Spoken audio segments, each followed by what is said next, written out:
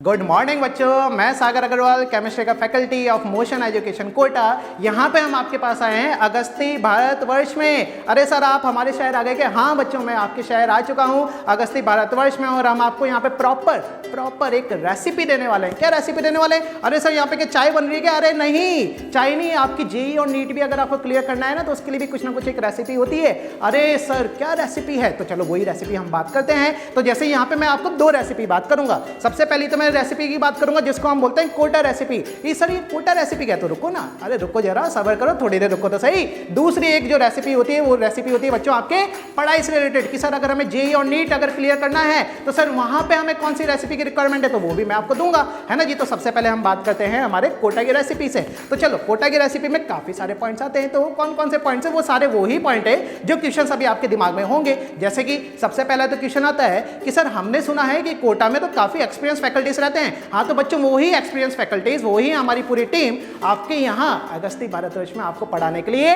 आई है। अरे सर, इसका मतलब एक बात है कि हमें बेस्ट पढ़ाई मिलने वाली है। हाँ, आपको एकदम बेस्ट पढ़ाई मिलने वाली है। और सर, और हमें क्या क्या मिलेगा? तो बच्चों, और आपको वहां का जो कोटा का प्रॉपर मटेरियल है, प्रॉपर जो कोटा का स्टडी मटेरियल है, वो आपको यहाँ पे प्रोवाइड किया जाएगा। सर, इसका मतलब हमें वो पूरे मोटे मोटे मटेरियल मिलेंगे? अरे हाँ ना, मिलेंगे ना। अरे मटेरियल चाहे मोटा हो चाहे पतला हो, अरे अगर आपका सपना बड़ा है तो मेहनत भी तो आपको ज्यादा ही करनी पड़ेगी। अरे करनी पड़ेगी, नहीं करनी पड़ेगी? अरे आप तो इस तरीके से सोचे ना कि अगर मटेरियल अगर मोटा है मतलब नंबर ऑफ क्वेश्चन भी उसमें ज्यादा है। और सर एक बात तो हमें पता है क्या, कि सर अगर हम प्रैक्टिस अगर बहुत ज्यादा करेंगे, अगर हम क्वेश्चंस की प्रैक्टिस बहुत ही ज्यादा करने वाले हैं, तो हमारा सिलेक्शन तो 100% गारंटेड है। तो हाँ, इसलिए तो आपका मटेरियल प्रोवाइड किया गया। और मटेरियल भी कौन सा मिल रहा है? प्रॉपर कोटा वाला। अरे कोटा वाला सिस्टम आपको यहाँ पे फॉलो होगा। तीसरी बात क्या होती है कि सर आपने पढ़ा दिया, एक्सपीरियंस फैकल्टी से यहाँ पे आ गए, हमें मटेरियल जो प्रोवाइड किया गया वो भी हमने कर लिया, बट सर हमें उसमें जो डाउट्स आएंगे वो डाउट हम कैसे पूछेंगे? तो सर जो कोटा में जो डाउट काउंटर्स जो लगते हैं, सर हमने सुना है, हमारे भैया एक बता रहे थे, वो कोटा गए थे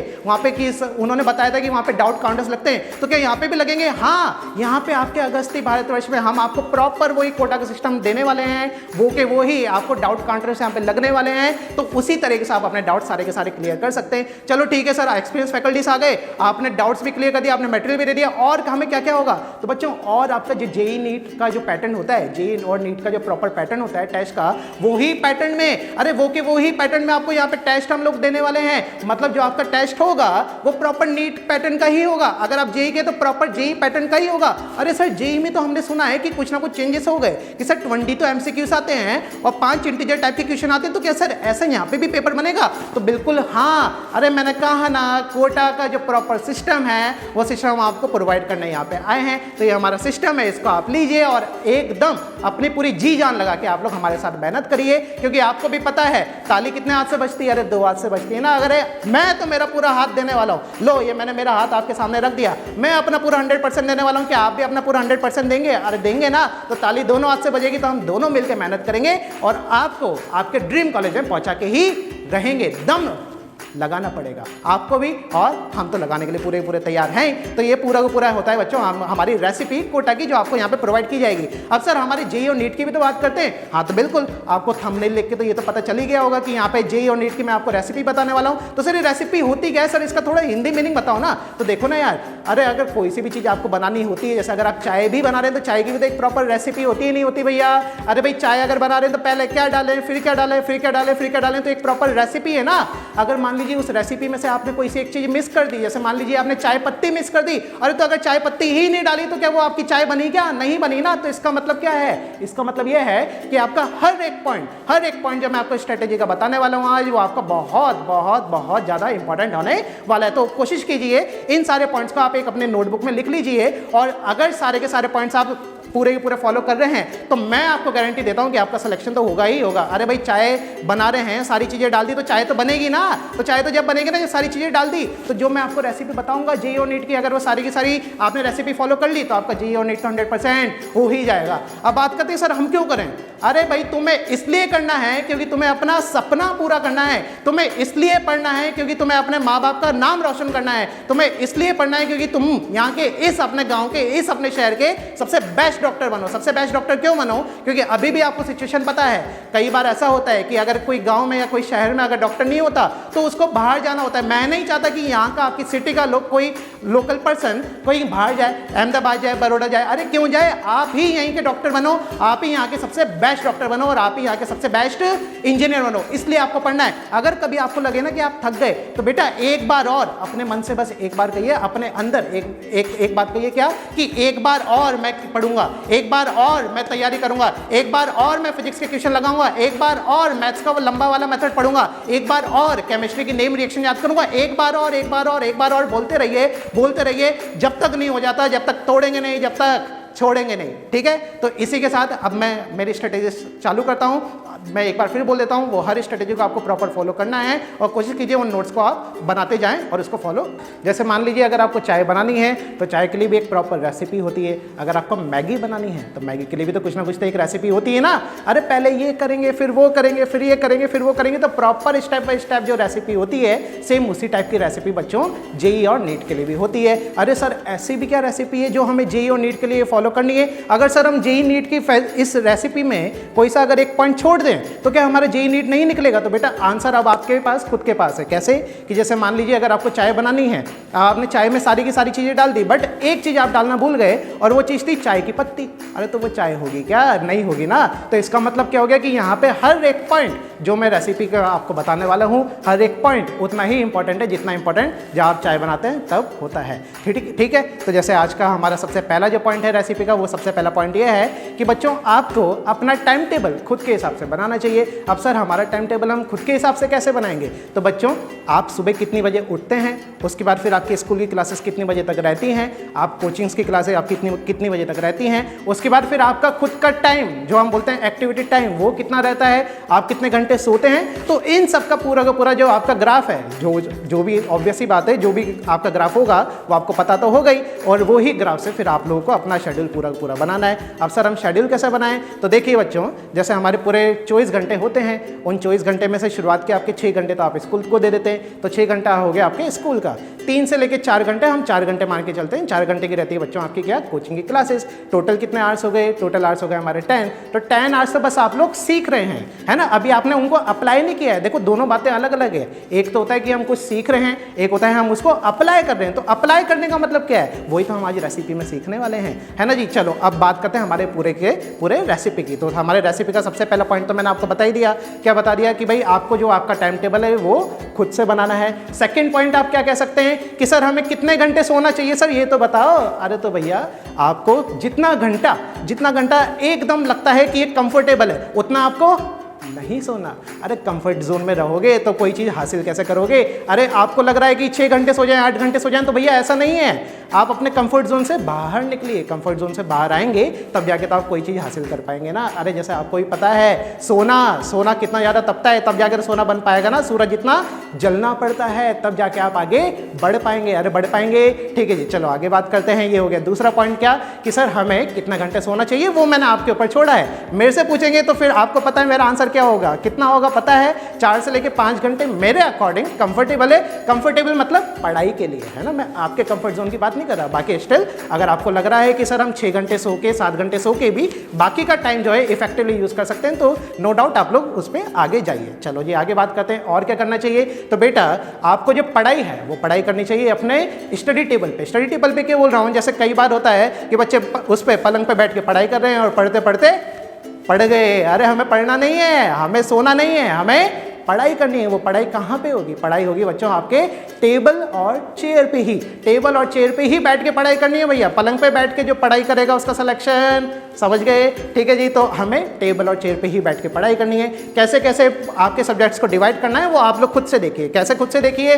जैसे मेरे अकॉर्डिंग तो बच्चों मेरे अकॉर्डिंग क्या होना चाहिए कि जो आपका ट्यूशन टाइम है, या फिर ऐसा बोलिए जिस टाइम पे आप सीख रहे हैं उससे ज़्यादा बड़ा होना चाहिए आपका सेल्फ स्टडी टाइम। जैसे फॉर एग्जाम्पल अगर मैं बात करूँ, आप लोगों को जो कोचिंग की हम पढ़ाई करवा रहे हैं, कोचिंग की जो पढ़ाई करा रहे हैं, मतलब आपके जेईई और नीट की जो हम तैयारी करा रहे हैं, वो आप कितने घंटे पढ़ते हैं? हम आपको कितने घंटे पढ़ा रहे हैं? 4 घंटे पढ़ा रहे हैं। 4 घंटे या 5 घंटे। तो इससे ज़्यादा ही टाइम आपको देना है अपनी सेल्फ स्टडी पे। अब सर ये कैसे दें, तो वो टाइम आपको खुद से निकालना पड़ेगा। क्यों खुद से निकालना पड़ेगा, क्योंकि जैसा मैंने आपको शुरुआत में भी कहा, हमारे पास कितने घंटे हैं, हमारे पास है बच्चों 24 घंटे। उन 24 घंटे में से अगर आप 6 से 5 घंटे अगर आप सो रहे हैं, बचे कितने 19 घंटे। उन 19 घंटे में से 10 घंटे तो आप केवल आपके स्कूल और कोचिंग्स को ही दे रहे हो, बच्चे कितने 9 घंटे। अब ये 9 घंटे डिसाइड करेंगे कि आपने कितनी जान फूकी है। अब कितनी जान फूकी, तो देखो इसमें भी कुछ बेसिक बात हम करते हैं, प्रैक्टिकल बात करेंगे। ऐसा नहीं कि मैं कुछ आपको बोल रहा हूं और वो आपको करना ही है, प्रैक्टिकल बात करते हैं। सुनना, आपने स्कूल के 6 घंटे पढ़े। अब जो 6 घंटे जो आपको स्कूल में पढ़ाया गया, तो ऑब्वियसली बात है कुछ ना कुछ होमवर्क मिला होगा।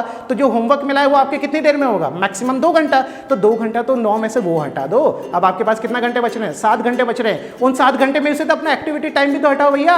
अरे उठोगे तो उठने के बाद फ्रेश भी तो होगे, अरे नहाओगे भी तो सही, नहाते तो होना भैया। सर्दी आ रही है इसका मतलब ये नहीं, अरे सर कौन नहाता है। तो देखिए आप लोग खाना खाएंगे, नहाएंगे, तो ये कुछ बेसिक जो एक्टिविटीज़ होती है वो तो आपको करनी ही है ना। बेसिक एक्टिविटीज़ जो है वो तो आपको करनी है, तो उसमें भी आपको 1 से 2 घंटा लगेगा। अब 7 में से 2 घंटा और हटाइए तो बचे कितने, अरे 5 घंटे बचे। इन 5 घंटे से में भी कोचिंग में भी तो कुछ ना कुछ होमवर्क मिला होगा। होमवर्क जो मिला है वो भी मान लीजिए कितना 2 घंटा लिया होगा। 2 घंटा लिया तो अब बचे कितना, आपके पास 3 घंटे ही सेल्फ स्टडी के बच रहे हैं, जबकि मैंने क्या कहा था 4 घंटे से ज़्यादा आपको बचाने। तो अब आप कैसे सेव करेंगे वो आपके ऊपर पूरा डिपेंड करता है। आपको अपने सोने के घंटे घटाने, आपका जो एक्टिविटी टाइम है उसको घटाना है। एक्टिविटी टाइम में देखो कुछ भी आ सकता है। एक्टिविटी टाइम में आप ये सब मत लाना कि भाई हम अपना हमारे दोस्त के साथ चैटिंग कर रहे हैं, व्हाट्सएप चल रहा है, फेसबुक चल रहा है। अरे भैया ये नहीं करना। ये सारे के सारे क्या होते हैं, ये सारे के सारे होते हैं बच्चों डिस्ट्रैक्शन। अरे क्या होते हैं, डिस्ट्रैक्शंस होते हैं। डिस्ट्रैक्शंस की तरफ हमें नहीं जाना। क्यों नहीं जाना, क्योंकि देखिए प्रैक्टिकल बात है।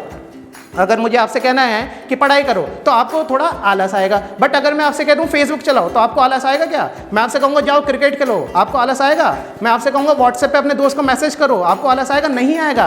तो कुछ ऐसी चीज़ें होती है लाइफ में जिसमें हमें मजा आता है, उसमें आलस नहीं आता। और ऐसी चीज़ें जिसमें आलस आता है, पैसा उसी से कमाया जाता है। अरे सर सचिन तेंदुलकर भी तो है, सर सचिन तेंदुलकर भी तो 10वीं फेल हो गया। अरे सर इतने सारे लोगों को हम जानते हैं जिन्होंने 7th पास की, 10th पास की, 12th पास की, वो भी आज बहुत बड़ी पोजीशन पे हैं। हाँ तो बेटा बिल्कुल हैं, बट उन्होंने उनका जो सपना था उस सपने के बारे में उन्होंने कितनी बुक्स पढ़ी हैं वो उनसे जाके पूछिए। आप लोग कभी सर्च करना गूगल पर सचिन तेंदुलकर ने कितनी बुक्स रीड कर रखी हैं, आपको वहाँ पे पता चलेगा। उसने क्रिकेट की पूरी जितनी भी दुनिया की बुक्स अवेलेबल है सारी उसने बुक्स पढ़ रखी है। तो वही मैं आपको सिखा रहा हूँ। अगर आपने जेईई और नीट का सपना देख लिया ना तो भैया पढ़ना तो पड़ेगा। अगर सपना देखा है तो पूरा तो करना ही पड़ेगा। ठीक है, चलो अब हमारे रेसिपी के अगले पॉइंट पे हम आते हैं। रेसिपी का हमारा अगला पॉइंट क्या है, वो पॉइंट है बच्चों पेरेंट्स से कभी भी आपको झूठ नहीं बोलना। अरे अगर पेरेंट्स से ही झूठ बोल दिया, अगर अपने ही से ही झूठ बोल दिया तो आगे जब शादी करेंगे तब उससे वादा निभा पाएंगे क्या।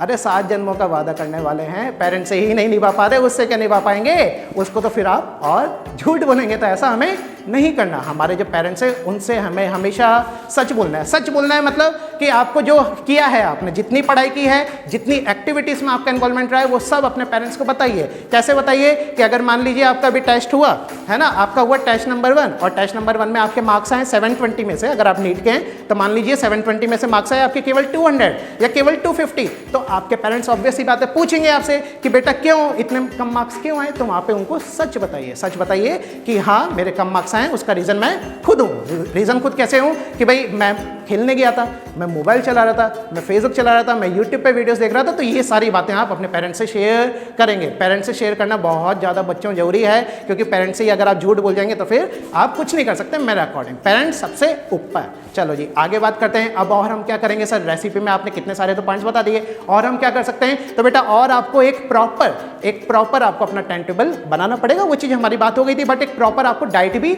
लेनी पड़ेगी। हमने क्या कहा, एक आपको क्या लेनी पड़ेगी बेटा, प्रॉपर डाइट लेनी पड़ेगी। अब सर प्रॉपर डाइट का मतलब क्या है, तो बेटा जो आप रोज खा रहे हैं, है ना जी, क्या कहा ध्यान से सुनना, जो आप रोज खा रहे हैं वो एक प्रॉपर हेल्दी फूड होना चाहिए। हेल्दी फूड होना चाहिए। इसमें आप आपके फास्ट फूड इंक्लूड कर सकते हैं। सर फास्ट फूड, अरे सर आप फास्ट फूड खाने की बात करें हमसे, सर हम मोमोज खा सकते हैं, सर हम पिज़्ज़ा खा सकते हैं, नहीं, मैं इन फास्ट फूड की बात नहीं कर रहा। फास्ट फूड मतलब आपके फ्रूट्स। अरे फ्रूट्स लाए, पानी से धोए और खा लिए, अरे ये भी तो फास्ट फूड है। तो आपके फास्ट फूड में ये इंक्लूड कीजिए। केला हो गया, जिसको आपके यहाँ केड़ू बोलता है, अरे केड़ू ही बोलते हैं ना, एप्पल हो गया, ठीक है। ये सारे के सारे जो आपके फ्रूट्स हैं इनको आप खाइए। और क्योंकि हेल्दी रहेंगे, अगर दिमाग में एनर्जी जाएगी तभी तो आपका कंसंट्रेशन बढ़ेगा। अरे कंसंट्रेशन की डेफिनेशन पता है क्या, कंसंट्रेशन की डेफिनेशन क्या होती है कि अपने पूरे दिमाग की एबिलिटी, आपके दिमाग की एबिलिटी कोई सी एक पर्टिकुलर चीज पे फोकस कर देना। क्या कहा मैंने, आपके दिमाग की जितनी भी एबिलिटी, पूरे 100% एबिलिटी को आपको एक पर्टिकुलर चीज में फोकस कर देना, वही क्या कहलाता है, कंसंट्रेशन कहलाता है। तो कंसंट्रेशन अगर आपकी पूरी होगी तो आपसे पढ़ाई भी पूरी की पूरी हो पाएगी। अरे बात समझ में आई? ठीक है, चलो आगे बात करते हैं कि अब सर अगर हम स्कूल आ गए तो स्कूल में जो हमें पढ़ाया जा रहा है उसको हम क्या करें, उस पर्टिकुलर टाइम पे हम क्या करें। तो बेटा ये चीज, हर एक चीज आपको एक रेसिपी से फॉलो करना पड़ेगा। रेसिपी का अगला पॉइंट यही है कि अगर आप स्कूल में हैं तो हम कैसे पढ़ें, अगर आप कोचिंग में पढ़ाई कर रहे हैं तो कैसे पढ़ाई करें। मतलब ये सारे के सारे पॉइंट्स हमारे कवर हो जाएंगे इस वाले पर्टिकुलर पॉइंट से जो मैं अब बोलने वाला हूं। तो सुनना ध्यान से भाई, जैसे आप क्लास में आए, आप जैसे ही क्लास में बेटा एंटर हुए तो क्लास में एंटर होते ही सर कुछ पढ़ाएंगे। अब सर जो पढ़ा रहे हैं उसको हम कैसे समझे, तो बेटा इसका एक प्रॉपर तरीका होता है। क्या तरीका होता है कि भाई आपको नोट्स जो हैं एकदम तरीके से बनाने। भैया नोट्स क्या काम है, नोट्स आपको एकदम तरीके से बनाने। ऐसा नहीं होना चाहिए कि कभी आप एब्सेंट हो गए और फिर आपने उस नोट्स को वापस लिखा नहीं। अरे अगर ऐसा कर रहे हैं तो आप खुद को ही धोखा दे रहे हैं। तो जो सर जो आपको पढ़ा रहे हैं वो हर एक पॉइंट आपके नोट्स में होना ही चाहिए। चलो अब एक पूरे पेज में आपको सर ने कुछ ना कुछ पढ़ाया है ना जी, अब उस पेज में कुछ ना कुछ तो इंपॉर्टेंट बातें होंगी, तो वो इंपॉर्टेंट बात को हम कहां पे लिखें। अरे उसी पूरे के पूरे पेज में, इतना बड़ा जो पेज है उसमें से मान लीजिए कोई सा एक फॉर्मूला आ गया, जैसे कि हमारे केमिस्ट्री की मैं बात करता हूं तो PV = nRT आ गया। अब वो एक पूरा फॉर्मूला है, इस पूरे पेज में उसका डेरिवेशन है। बट आपको भी पता है डेरिवेशन तो हमारी JEE नीट में नहीं आएगा, है ना। हमारे तो क्या आएगा, ये फॉर्मूला को अप्लाई करना आएगा। तो ये फॉर्मूला हमारे लिए क्या हो गया, इंपॉर्टेंट हो गया। अगर ये फॉर्मूला इंपॉर्टेंट हो गया तो ये कहां पे जाना चाहिए, ये जाना चाहिए आपके डेंजर जोन में। अरे सर ये डेंजर जोन क्या होता है, तो बेटा डेंजर जोन आपको पता है, आप मेरे से पढ़ते हैं क्या, कि भाई जो आपकी नोटबुक होती है, नोटबुक में जो रेड लाइन होती है, रेड लाइन के अपर वाला जो एरिया कहलाता है, वही मैंने नाम रख रखा है क्या, डेंजर जोन। तो जो भी आपके उस पूरे पेज में आपको इंपॉर्टेंट बातें लग रही है, वो इंपॉर्टेंट बातें आप कहां पे लिखेंगे, डेंजर जोन में लिखेंगे। तो ये हो गया पहला तरीका। दूसरा तरीका कि आप लोग कोशिश कीजिए कि जो क्लास में पढ़ाया जा रहा है, जो फॉर्मूला आपको बताया जा रहा है, वो फॉर्मूला आपको क्लास में ही याद हो जाना चाहिए। क्यों याद हो जाना चाहिए, क्योंकि भाई मान लो सर ने अभी कोई ना कोई आपको थ्योरी पढ़ाई, अब वो थ्योरी के बाद सर एक क्वेश्चन कराएंगे। वो क्वेश्चन कैसा होता है, तो जैसे आप बचपन में करते थे ना, अनसीन पैसेज, याद आ रहा है क्या अनसीन पैसेज, कि भाई कभी नहीं देखा, अरे दुनिया में कभी वो क्वेश्चन नहीं देखा, एकदम आपके सामने आ गया और उसी क्वेश्चन के अंदर उसका आंसर छुपा होता है। अरे होता ही नहीं होता। तो सेम ऐसे ही हमारे लेक्चर्स में भी इसी टाइप की बातें होती है। क्या होता है कि भाई जैसे सर ने आपको कोई एक क्वेश्चन दिया है ना, अब आपको उस क्वेश्चन को सॉल्व करना है, तो आप कैसे करेंगे, अगर आपने क्लास में ही फॉर्मूला याद कर लिया होगा ना, तो आपको वो क्वेश्चन हाथों हाथ क्लिक हो जाएगा। मतलब आपकी जो एक्यूरेसी है वो एक्यूरेसी बढ़ जाएगी। तो एक्यूरेसी कब बढ़ती है, एक्यूरेसी तब बढ़ती है जब आपको क्वेश्चन सारे के सारे अच्छे से आते हो, या फिर ऐसा बोलिए जो आपको फॉर्मूलास हैं, फॉर्मूलास अच्छे से आते हो। भाई फॉर्मूला आएगा तभी तो उसको अप्लाई कर पाओगे। बात क्लियर हो रही है ना। तो ये हो गया दूसरा तरीका। क्या, पहला तो तरीका मैंने आपको बताया कि जो सर पढ़ा रहे हैं उसमें जो इंपॉर्टेंट बातें हैं वो आप कहाँ पे लिखेंगे, वो आप ऊपर डेंजर जोन में लिखेंगे। दूसरी बात मैंने क्या कही कि आपको जो फॉर्मूला है वो फॉर्मूला हाथों हाथ मेमोराइज हो जाना चाहिए, फॉर्मूला हाथों हाथ मेमोराइज हो जाना चाहिए। तीसरी बात हमारी क्या हो सकती है, तो तीसरी बात ये है बेटा कि आपको ऑब्वियसली बात है, सर ने कुछ पढ़ाया, कुछ ना कुछ क्वेश्चन आपको क्लास में कराए, तो घर के लिए भी तो कुछ ना कुछ होमवर्क देंगे। अब वो होमवर्क को हम क्या करें, कल के ऊपर डाल दें, परसों के ऊपर डाल दें, अरे उसके अगले दिन तक डाल दें। आज हम तो यूट्यूब देख लेते हैं, आज हम तो फेसबुक चला लेते हैं, आज तो हम व्हाट्सएप देख लेते हैं, आज तो इंस्टाग्राम स्क्रॉल कर लेते हैं। अरे नहीं, ऐसा नहीं करना। हमें क्या करना है भाई, सर ने जो होमवर्क दिया है वो ही होमवर्क को उसी दिन आपको कंप्लीट करना है, ये आपकी जिम्मेदारी होनी चाहिए। देखो मैं आपको फिर बता रहा हूँ, रेसिपी का अगर एक भी पॉइंट छूटा तो फिर आपका सिलेक्शन, आप लोग समझ गए। तो हमें रेसिपी का कोई सा भी पॉइंट नहीं छोड़ना। तो मैंने क्या कह दिया, समझ गए कि होमवर्क जो है वो टाइम टू टाइम हमें करना है, और दूसरी बात उसको हमें कॉपी पेस्ट नहीं करना। क्यों बोल रहा हूँ, क्योंकि आपको भी पता है ऑनलाइन का जमाना है, तो जो क्वेश्चन हम आपको देंगे हो सकता है वो क्वेश्चन आपको गूगल पे मिल जाए। तो कई बच्चे क्या करते हैं, अरे सर ने होमवर्क दे दिया, अरे आज तो 20 क्वेश्चन दे दिए, पर हमारे पास तो 10 ही मिनट है, बाकी टाइम तो हमें चैटिंग करनी है, तो अब इन 10 मिनट में हम 20 क्वेश्चन कैसे करें। पर हमारी तो एक स्ट्रेंथ भी है, स्ट्रेंथ हमारी क्या है, स्ट्रेंथ है हमारी चैटिंग करना। तो यार यही चैटिंग वाली हमारी जो टाइपिंग स्पीड है, इसको हम गूगल पे यूज करते हैं। 10 मिनट में 20 क्वेश्चन हम फटाफट सर्च करके और फिर फटाफट आंसर ही तो देने। अरे सर भी खुश, हमारे पेरेंट्स भी खुश, हम भी खुश। बट बेटा एक चीज, एक जना आपसे परेशान हो जाएगा, वो पता है कौन है, वो है आपका फ्यूचर वाले, आप खुद। अरे भाई जब आप फ्यूचर में जाएंगे और हो सकता है उस जमाने में टाइम मशीन बन जाए, और अगर टाइम मशीन बन जाए तो आप खुद अपने इस वाली एज में आके देखेंगे कि यार मैंने ये गलती क्यों की। अरे अगर मैं ये गलती नहीं करता तो आज मैं हो सकता है और ज़्यादा अच्छी जगह जाता। ठीक है, तो ये सारी की सारी बातें आप लोग अपने दिमाग में एकदम क्रिस्टल क्लियर रखें। अरे यही तो चीज़ें हैं जो आपको सिलेक्शन देगी यार। आपके सिलेक्शन से ही तो आप भी खुश होंगे, आपके पेरेंट्स भी खुश खुश होंगे, अरे जब आपके पापा बाहर निकलेंगे ना तो ऐसा कॉलर ऐसा ऊपर रहेगा कि ये मेरा बेटा है, ये है मेरा बेटा जो आईआईटी के इस वाली ब्रांच में यहाँ पे पढ़ रहा है, या फिर ये है मेरा बच्चा, ये है मेरी बेटी जो एम्स में या फिर बीजे मेडिकल में पढ़ी है। अरे सर बीजे मेडिकल, हाँ बिल्कुल बीजे मेडिकल, बीजे मेडिकल आपको भी पता है आपके गुजरात का नंबर 1 कॉलेज है, और ये मेरा सपना है और ये मैं करके बताऊंगा कि आपको बीजे मेडिकल में पहुंचा के दम लूंगा। और ये आपको भी पता है कि ताली जो बजती है वो दोनों हाथ से बजती है। अगर मैं अपना 100% मेरी टीम के साथ देने के लिए तैयार हूं तो ये आपकी भी जिम्मेदारी है कि आप भी अपना 100% पूरा हमें दे। अरे दे पाएंगे ना? पक्की बात, पक्का पक्का पक्का, ठीक है। तो ये हो गया क्लास में कैसे किस तरीके से पढ़ते हैं। अब आगे बात करते हैं कि सर हमें एक दिक्कत आती है कि सर रिवीजन कैसे करें। तो मेरा अगला स्टेप यही है, रेसिपी का अगला स्टेप यही है कि आपको प्रॉपर बच्चों रिवीजन फॉलो करना है। अब रिवीजन कैसे करेंगे तो देखना, वापस हम लोग हमारी बात करते हैं कि ये आपके पास नोटबुक है। अब नोटबुक में आपको क्या करना है, सारे के सारे जितने भी चैप्टर्स आपको पढ़ाए जा रहे हैं वो चैप्टर्स आपको इस पेज में लिखने हैं। और इस पेज में आप क्या लिखेंगे, इधर इधर इधर इधर इधर, तो आगे आपके सारे के सारे चैप्टर्स, मतलब ऊपर लिख देना चैप्टर का नेम। फील कर पा रहे हो ना मैं क्या कह रहा हूँ? एक बार फिर से सुनो कि आपकी नोटबुक में आपने एक पेज लिया, उस पेज में आपने एक कॉलम तो बना दिया जहां पे आपके चैप्टर्स के सारे नेम लिखे हुए हैं। उसके बाद वाला अगला कॉलम आपका होना चाहिए एक्सरसाइज 1। एक्सरसाइज 1 अगर आपने किए तो उस वाले चैप्टर के आगे आप लोग लगा दो टिक। उसके बाद एक्सरसाइज 2 का कॉलम अगर किए तो उस पर आगे लगा दो टिक। एक्सरसाइज 3 किए तो उस पर लगा दो आगे टिक। एक्सरसाइज 4 अगर है, जैसे अगर आप नीट के हैं तो एक्सरसाइज 4 नहीं होगी, हमारे एक्सरसाइज 3 ही 2 सेक्शन की कंपेयर होती है। अगर आप जी के हैं तो आपको पता है एक्सरसाइज 4 भी वहां पे होगी, तो एक्सरसाइज 4 लिखिए, उस पर लगा दीजिए टिक। अब 4 एक्सरसाइज आप अच्छे से कर चुके हैं। उसका अगला छोटा सा कॉलम होगा आपने नोट्स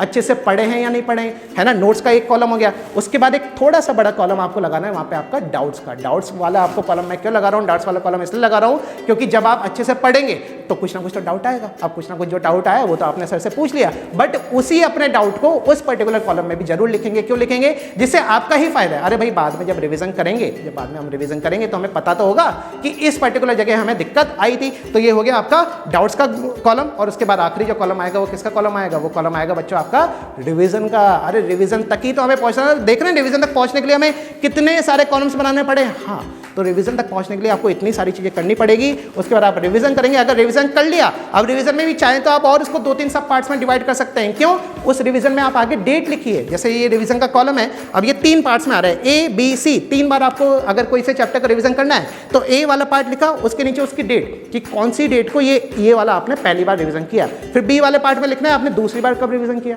सी वाले पार्ट में लिखना है आपने तीसरी बार कब रिवीजन किया। बात समझ में आ रही है? तो रिवीजन इस तरीके से हम करेंगे, 3 बार हम रिवीजन करेंगे, हर एक चीज हम अच्छे से फॉलो करेंगे तो फिर हमारा सिलेक्शन गारंटीड है। अब बात आती है कि सर जब हमारा एग्जाम आएगा, जेईई और नीट आएगा, तो आपने तो बोला था सर केमिस्ट्री में इतने चैप्टर हैं, फिजिक्स में इतने चैप्टर हैं, मैथ्स में इतने हैं, अगर आप जेईई के हैं और अगर आप नीट के हैं तो सर बायो में इतने चैप्टर है। तो हम इतने सारे चैप्टर एक दिन पहले तो लेके बैठेंगे नहीं। हाँ, तो मैं भी नहीं कह रहा एक दिन लेके बैठो आप इतने सारे के सारे नोटबुक। तो आपको क्या करना है, आपको बनाने हैं बच्चों शॉर्ट नोट्स। क्या बनाने हैं? शॉर्ट नोट्स बनाने। तो देखना भाई, मैं एक बार फिर आपको बता दूं, एक बार फिर याद दिला दो कि रेसिपी का हर एक पॉइंट आपका बहुत ज़्यादा इंपॉर्टेंट है। अरे भाई आपको शॉर्ट नोट्स बनाने पड़ेंगे। अब शॉर्ट नोट्स कैसे बनाएं तो उसका भी मैंने आपको तरीका बता रखा है। क्या तरीका बता रखा है कि जहां पे आप लिख रहे हैं उसके ऊपर ये आपने डेंजर जोन में क्या लिख दिया है, फॉर्मुलास लिख दिया। अरे वही फॉर्मुला को तो वापस आपको एक पेज में लिखना है और कोशिश कीजिए 1 पेज या 2 पेज में पूरा का पूरा जो एक रजिस्टर्ड है आपका नोटबुक का, वो पूरा का पूरा क्या हो जाए बच्चों, कवर हो जाए। तो ये बात समझ में आई? तो आपको ये इस तरीके से करना है। ये क्या था आपका पूरा का पूरा रिवीजन की स्ट्रेटेजी थी। अब आगे बात करते हैं।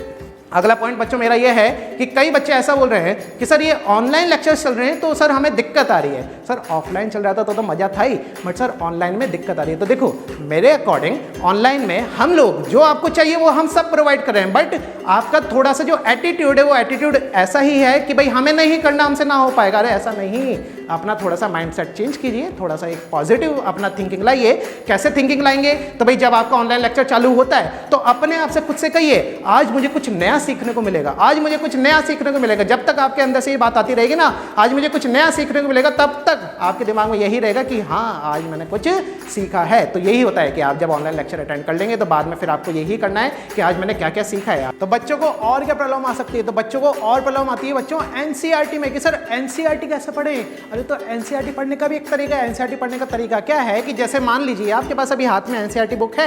अब एनसीईआरटी बुक में इस वाले पर्टिकुलर पेज पे जो लिखा हुआ है तो उसके ऊपर अगर आपने ध्यान से देखा हो तो थोड़ी बहुत तो डेंजर जोन में जगह बचती है। अरे सर नीचे भी तो बचती है। हाँ तो बिल्कुल सही, ऊपर भी कुछ ना कुछ जगह है, नीचे भी कुछ ना कुछ जगह है। तो वो पूरे एनसीईआरटी का जब आप पेज पढ़ लेंगे, अच्छे से जब पेज पढ़ लेंगे तो उसमें आप खुद से ही कुछ क्वेश्चंस को फ्रेम कीजिए। कैसे सर हम क्वेश्चंस को फ्रेम कैसे करेंगे? तो मान लीजिए कोई सा एक पैराग्राफ है, इक्विलिब्रियम आप चैप्टर पढ़ रहे हैं, इक्विलिब्रियम आपका जो चैप्टर है क्लास 11th का, अगर आप वो पढ़ रहे हैं और उसमें ली चैटलेट्स प्रिंसिपल करके कुछ आ गया, कोई ना कोई एक टॉपिक ऐसा आ गया जो आपको लग रहा है, क्या लग रहा है कि अरे सर ने तो बहुत सारे क्वेश्चन हमें क्लास में करवाए थे और ये सेम टॉपिक हमें एनसीईआरटी में ही मिला है, मतलब एक बात तो पक्की है कि ये वाला टॉपिक हमारा बहुत ज्यादा इंपॉर्टेंट है। या फिर हो सकता है सेम टॉपिक से हमारे क्वेश्चन आ जाए, तो वो क्वेश्चन क्या हो सकता है? वो क्वेश्चन आपको खुद को फ्रेम करके ऊपर डेंजर जोन में लिखना ही है। तो ये एनसीईआरटी के पढ़ने का तरीका है। ठीक है जी, अगर आप चाहें तो जो आपने वो पूरा एक पेज बनाया है, ऐसे पेज आप एनसीईआरटी के लिए भी बना सकते हैं कि आपने कौन कौन से चैप्टर्स एनसीईआरटी से कवर किए हैं और कौन से आपके चैप्टर्स एनसीईआरटी से कवर नहीं किए हैं। ऐसा मैं इसलिए बोल रहा हूं क्योंकि एनसीईआरटी से ही वर्ड टू वर्ड काफी क्वेश्चंस आजकल आ रहे हैं। जैसा हम बोलते हैं ना आजकल का ट्रेंडिंग क्या है, जैसा आपके दिमाग में आता है कि फैशन में ट्रेंडिंग ऐसा चल रहा है कि नैरो जीन्स होनी चाहिए और बिल्कुल अगर हेयर स्टाइल की बात करें तो बाल लंबे लंबे होने चाहिए धोनी की तरह। अरे भाई ठीक है ना, तो सेम इसी तरीके से हमारे जेईई नीट में भी क्या क्या ट्रेंडिंग टॉपिक्स हैं वो आपको पता चल जाता है। कैसे पता चलते हैं कि भाई आपके फैकल्टीज जो हम लोग हैं, हम आपको क्लास में कौन सी पर्टिकुलर वैरायटी है जिसके हम ज्यादा क्वेश्चंस करा रहे हैं, या फिर कौन सा ऐसा टॉपिक है जिसपे हमने इंपॉर्टेंट लगवाया है, या फिर कौन सा ऐसा क्वेश्चन है जिसको हमने इंपॉर्टेंट बोला है। और सेम वही टॉपिक अगर आपको एनसीईआरटी में मिल जाता है तो उससे आप खुद से क्वेश्चन फ्रेम कीजिए और एनसीईआरटी के ऊपर डेंजर जोन में मैं एक बार वापस बता रहा हूं, वहां पे आप अपने क्वेश्चन लिख लीजिए और बाद में जब रिवीजन करेंगे तो केवल आपको वही क्वेश्चंस को देखना है और उन्हीं आंसर्स को आपको ध्यान रखना है। अब आंसर हम कैसे ध्यान रखेंगे? तो बेटा एनसीईआरटी का वो जो पेज है, एनसीईआरटी वाला जो पेज है उसमें आप मार्क कर लीजिएगा। मार्क कैसे करेंगे? तो भाई जैसे मान लीजिए जो पूरा का पूरा पेज है, इसमें दूसरे या तीसरे पैराग्राफ पे आपका वो क्वेश्चन का आंसर है, तो बस आपको क्या करना है, पेंसिल से ऐसा एरो लगाया और ऐसा एरो लगाया, मतलब इस वाले पर्टिकुलर एरिया में आपका ऊपर क्वेश्चन नंबर 1 का आंसर है तो इसके आगे लिख दीजिए 1। ऐसे सिमिलरली कोई सा आपने सेकंड क्वेश्चन फ्रेम किया तो क्वेश्चन नंबर 2 और फिर उसका आंसर। अरे बात समझ में आ रही है ना? तो एनसीईआरटी को तो हमें कवर करना ही है। तो ये सारे के सारे पॉइंट बच्चों हमारे रेसिपी के साथ ही जो मेरी पूरी स्ट्रेटेजी थी, ये स्ट्रेटेजी होती है खत्म। अब जैसे आपको पता है, क्या पता है कि सर चाय में अब सारी की सारी चीज़ें डाल दी, अब सारी की सारी चीज़ें डाल दी तो अब क्या करना है? अरे भाई अब तो चाय बन गई ना, अब तो उसको पी जाना है। तो बस सारी की सारी स्ट्रेटेजी जो है उसको साथ को फॉलो करना है। ध्यान रखना हर एक स्टेप फॉलो होना ही चाहिए, हर एक स्टेप फॉलो होना ही चाहिए, तभी आपका सिलेक्शन 100% गारंटीड है ना? 100% गारंटीड है। तो आप लोग वादा करते हैं, आप लोग प्रॉपर एक वादा करिए मेरे से क्या कि सर हम हमारा प्रॉपर बेस्ट देने वाले हैं और हम अपनी इतनी जान लगा देंगे जितनी जान हमने कहीं और भी नहीं लगाई। और एक बर्निंग डिजायर होना चाहिए। बर्निंग डिजायर मतलब समझते हैं क्या? एक बर्निंग डिजायर मतलब जलता हुआ एक जुनून होना चाहिए। एक जलता हुआ जुनून होगा तभी तो आप लोग अपनी पूरी जान लगा पाएंगे और आपका सपना, मतलब मेरा सपना, मैं भी आपको पूरी की पूरी वादा करता हूं हमारी पूरी टीम के साथ, मोशन टीम के साथ हम आपका सिलेक्शन करवा के ही रहेंगे, बट साथ आपको भी देना ही पड़ेगा। साथ देंगे पक्का? ठीक है। तो इसी के साथ आज का हमारा बच्चों ये पूरा गाइडेंस होता है खत्म। उम्मीद करता हूं बच्चों आपको आज की सारी बातें अच्छे से समझ में आई होगी, आपने बहुत अच्छी तरीके से सारी बातें नोट की होगी और आपने एंजॉय किया होगा।